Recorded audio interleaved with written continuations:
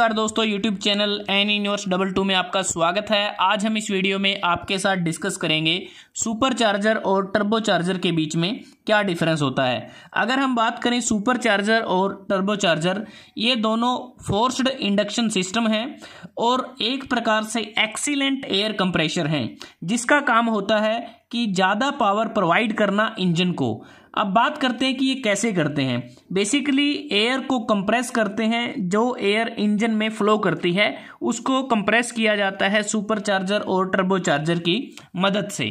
अब बात करते हैं कि क्या क्या डिफरेंस है। कुछ फैक्टर हमने कैटेगराइज किए हैं कि कैसे ये काम करते हैं, किस किस आधार पे हम बता सकते हैं कि सुपर चार्जर और टर्बो चार्जर एक दूसरे से अलग होते हैं।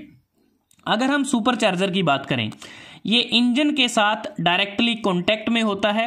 जैसा कि अगर आप इस डायग्राम को देखें तो यहाँ पर ये जो सुपर चार्जर है इसको कनेक्ट कर दिया गया है, यहाँ पर अगर आप देखें बेल्ट ड्राइव के द्वारा, और डायरेक्टली जो सुपर चार्जर है बेल्ट ड्राइव के थ्रू इसको इंजन के द्वारा ड्राइव किया जाता है। और जो सुपर चार्जर है यह इसमें जो कंप्रेशर है इसको ड्राइव करने के लिए इंजन की जो यूज़फुल पावर है उसका प्रयोग किया जाता है, जिससे फ्यूल कंजप्शन बढ़ जाता है और नेट आउटपुट पावर कम हो जाती है। तो इस प्रकार हम कह सकते हैं सुपर चार्जर के केस में हमें एक्स्ट्रा पावर को सप्लाई करना पड़ता है। अगर हम बात करें टर्बो चार्जर की, टर्बो चार्जर इंजन से निकलने वाली एग्जॉस्ट गैस के द्वारा इसको ड्राइव किया जाता है। अगर आप इस डायग्राम को देखते हैं, यहाँ पर ये जो एग्जॉस्ट पोर्ट है, यहाँ से जो वेस्ट गैसेस जाती हैं वो एंटर करती हैं टर्बो चार्जर में। मतलब कि टर्बो चार्जर में जो कंप्रेशर है उसको ड्राइव करने के लिए इंजन की वेस्ट पावर का प्रयोग करते हैं, मतलब कि एग्जॉस्ट गैसेस का, और इसके लिए हमें अलग से कोई एक्स्ट्रा पावर की ज़रूरत नहीं होती। दूसरी बात, जो टर्बो चार्जर है यह इंजन के साथ डायरेक्टली कांटेक्ट में नहीं होता। अब बात करें कि जैसे हम आपको बता चुके हैं कि सुपर चार्जर इंजन की यूजफुल पावर का प्रयोग करता है, इसलिए इंजन की एफिशिएंसी कम हो जाती है, और टर्बो चार्जर इंजन की एग्जॉस्ट गैसेस का प्रयोग करता है कंप्रेशर को ड्राइव करने के लिए, जिसके कारण इंजन एफिशिएंसी बढ़ जाती है। उसके बाद सुपर चार्जर को क्रैंक शाफ्ट के द्वारा कनेक्ट किया जाता है बेल्ट ड्राइव के माध्यम से, इसलिए जैसे ही इंजन स्टार्ट होता है उसी समय सुपर चार्जर भी काम करना शुरू कर देता है। लेकिन टर्बो चार्जर जब तक कार्य करना शुरू नहीं करता जब तक इंजन के द्वारा उपयुक्त मात्रा में एग्जॉस्ट गैसेस जनरेट नहीं की जाती। उसके बाद अगर हम बात करें कि जो सुपर चार्जर है इसमें हम किसी प्रकार के इंटरकूलर का प्रयोग नहीं करते हैं, लेकिन जो टर्बो चार्जर है इसमें एग्जॉस्ट गैसेस के प्रयोग करने से यह कार्य करता है। तो टर्बो चार्जर में इंटरकूलर का इस्तेमाल किया जाता है। उसके बाद अगर हम बात करें नॉइस की, अगर हम बात करें कि जो सुपर चार्जर है इसमें ज़्यादा नॉइस प्रोड्यूस होती है, जबकि टर्बो चार्जर में कम नॉइस प्रोड्यूस होती है। और सुपर चार्जर एक एयर कंप्रेशर है, जिसमें हम बात करें कि सुपर चार्जर की मदद से एयर के प्रेशर और डेंसिटी को इंक्रीज किया जाता है और उसको डायरेक्टली इंटरनल कंबशन इंजन में सप्लाई किया जाता है, और इसके कारण इंजन के प्रत्येक इनटेक साइकिल को ज़्यादा ऑक्सीजन मिलती है और ज़्यादा फ्यूल बर्न होगा, ज़्यादा वर्क होगा, और इस प्रकार इंजन पावर भी बढ़ जाएगी। अगर हम बात करें टर्बो चार्जर का ऑब्जेक्टिव होता है इंजन की वॉल्यूमेट्रिक एफिशिएंसी को इम्प्रूव करना, इनटेक गैस मतलब कि जो एयर है उसकी डेंसिटी को बढ़ाकर, जिससे ज़्यादा पावर मिलेगी पर इंजन साइकिल। और टर्बो चार्जर का जो कंप्रेसर यहाँ पर लगा हुआ है इसमें एम्बिएंट एयर को कंप्रेस करते हैं इंक्रीज्ड प्रेशर पर और इनटेक मैनिफोल्ड में एंटर करने से पहले। अगर हम स्पीड की बात करें, जो सुपर चार्जर है इसमें जो स्पीड होती है तकरीबन 50,000 RPM तक इसकी स्पीड हो सकती है, और टर्बो चार्जर के केस में जो इसकी स्पीड है वो 1.5 लाख RPM तक हो सकती है। अगर हम बात करें बूस्ट की, जो सुपर चार्जर है वो जो बूस्ट है प्रोवाइड करता है लोअर RPM पर, जबकि जो टर्बो चार्जर है ये हाई RPM पर बूस्ट को डिलीवर करता है।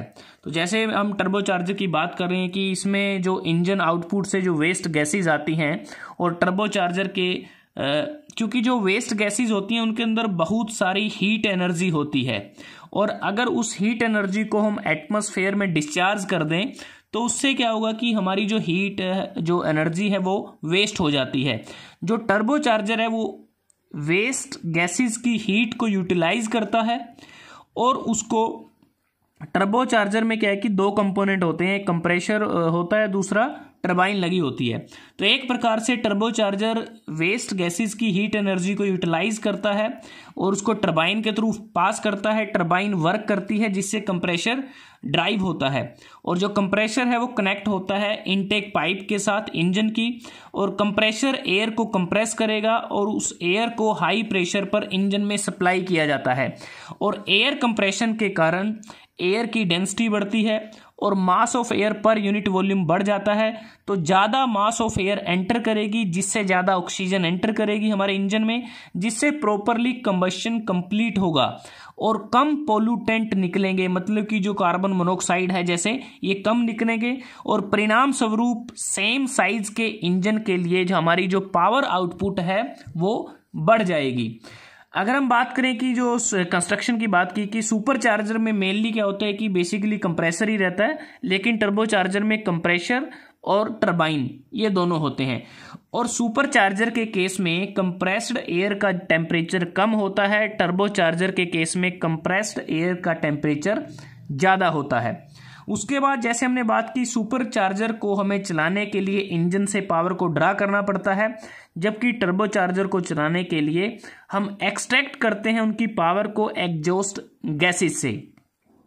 सुपर चार्जर सूटेबल होता है उन इंजन के लिए जिसमें स्मॉलर डिस्प्लेसमेंट होती है। टर्बो चार्जर उन इंजन के लिए सूटेबल रहता है जहां पर हायर डिस्प्लेसमेंट होती है। उसके बाद सुपर चार्जर कम एफिशिएंट होता है क्योंकि ये ज़्यादा पावर की डिमांड करता है। टर्बो चार्जर ज़्यादा एफिशिएंट होता है क्योंकि ये एग्जॉस्ट गैसेस से पावर को ड्रा करके चलता है। लेकिन जो सुपर चार्जर है ये मोर रिलायबल है, टर्बो चार्जर कम रिलायबल होता है। सुपर चार्जर का वेट कम होता है, साइज कम होता है, लेकिन टर्बो चार्जर का साइज बड़ा होता है, हैवी होता है, जिसके परिणाम स्वरूप टर्बो चार्जर ज़्यादा कॉस्टली होता है, सुपर चार्जर कम कॉस्टली होता है। अगर हम मेंटेनेंस की बात करते हैं, सुपर चार्जर को मेंटेनेंस करना इसका आसान होता है, जबकि टर्बो चार्जर के केस में जो मेंटेनेंस है उसको करना थोड़ा सा डिफ़िकल्ट रहता है, क्योंकि इसमें जो ज़्यादा जो हीट है वो जनरेट होती है, जिसके लिए हमें बहुत ज़्यादा इसमें फ्रीक्वेंट लुब्रिकेशन की ज़रूरत होती है, इसलिए इसकी मेंटेनेंस थोड़ी डिफ़िकल्ट होती है टर्बो चार्जर के केस में। अगर हम बात करें एडियाबैटिक एफिशिएंसी की, सुपर चार्जर के केस में एडियाबैटिक एफिशिएंसी कम होती है और टर्बो चार्जर के केस में एडियाबैटिक एफिशिएंसी ज़्यादा होती है। एडियाबैटिक एफिशिएंसी मतलब कि कंप्रेशर की वो एबिलिटी जो एयर को कंप्रेस करती है बिना किसी एक्सेस हीट को एयर में ऐड किए बिना। तो एक प्रकार से लोअर एडियाबैटिक एफिशिएंसी और इसकी हायर एडियाबैटिक एफिशिएंसी। अगर हम बात करें एप्लीकेशन कहाँ पर किसका यूज किया जाता है, सुपर चार्जर अगर हम बात करें इसका छोटा साइज होता है और कम्पैक्ट होने के कारण इसको कम स्पेस चाहिए, इसलिए इसको बड़ी आसानी से जो कारें हैं उसमें इस्तेमाल किया जाता है। जैसे जो रेसिंग कार होती हैं वहाँ इसको इस्तेमाल कर सकते हैं।